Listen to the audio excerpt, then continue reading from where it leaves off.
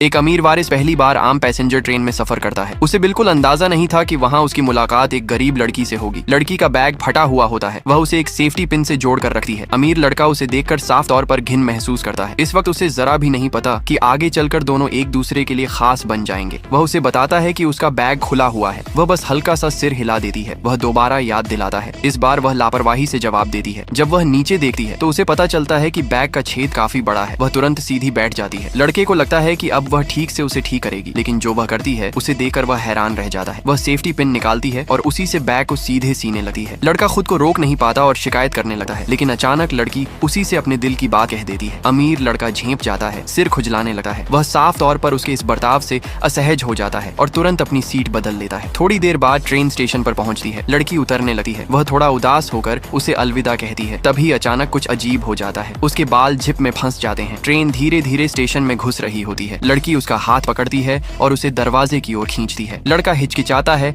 लेकिन लड़की उससे कसकर पकड़े रहती है। उसी वक्त एक बूढ़ी औरत आती है और दोनों को धक्का देकर ट्रेन से नीचे गिरा देती है। दोनों जमीन पर जोर से गिरते हैं। लड़का गुस्सा होने ही वाला होता है। तभी उसे एहसास होता है कि ट्रेन चलने वाली है। वह जल्दी से उठकर उसके पीछे भागता है। तभी लड़की दौड़कर आती है और उसे अपनी पसंदीदा गुड़िया दे देती है। लड़के को अभी तक ये समझ नहीं आता कि शायद ये उसका आखिरी अलविदा है। कुछ समय बाद लड़की उस इंसान से मिलने जाती है जिससे वह ऑनलाइन मिली थी। वह कहती है कि उसने अभी अभी एक सैनिक को विदा किया है। उसे ये नहीं पता कि वही सैनिक उस लड़के का बड़ा भाई है जिससे वह ट्रेन में मिली थी। थोड़ी बातचीत के बाद दोनों एक पहले से बुक किए हुए होटल में चले जाते हैं। लड़का अंदर से पूरी तरह टूटा हुआ होता है। वह बताता है कि स्कूल में उसे 2 साल तक बुली किया गया। उसमें कभी पलटकर लड़ने की हिम्मत नहीं थी। अब उसने फैसला कर लिया है कि वह अपनी जिंदगी खत्म कर देगा। उधर उसकी माँ उसे ढूंढने के लिए पागलों की तरह भटक रही होती है। उसका फोन बार बार बंद जा रहा होता है। अचानक उसे एक मैसेज मिलता है। उसका बेटा लिखता है कि वह कल सुबह घर आ जाएगा। माँ को कुछ अजीब लगता है। वह तुरंत स्कूल पहुंचती है। वह हर किसी से पूछती है, लेकिन कोई जानकारी नहीं मिलती। उसे बिल्कुल अंदाजा नहीं होता कि उसका बेटा इस वक्त नदी के बीच की ओर बढ़ रहा है। उधर लड़की अभी भी सो रही होती है। अचानक गर्मी से उसकी नींद खुल जाती है और वह अनजाने में लड़के का नाम पुकारती है। कोई जवाब नहीं आता। वह मुड़कर देखती है। बिस्तर पर सिर्फ एक चिट्ठी पड़ी होती है। उस चिट्ठी में लिखा होता है, हिम्मत और भरोसे के साथ जीना, मैं हमेशा तुम्हें देखता रहूंगा। लड़की घबराकर नदी किनारे भागती है। वह जोर जोर से उसका नाम पुकारती है, लेकिन कहीं से कोई जवाब नहीं आता। जब वह उम्मीद छोड़ने ही वाली होती है, तभी दूर उसे एक जोड़ी जूते दिखाई देते हैं। उस पल उसका दिल पूरी तरह टूट जाता है।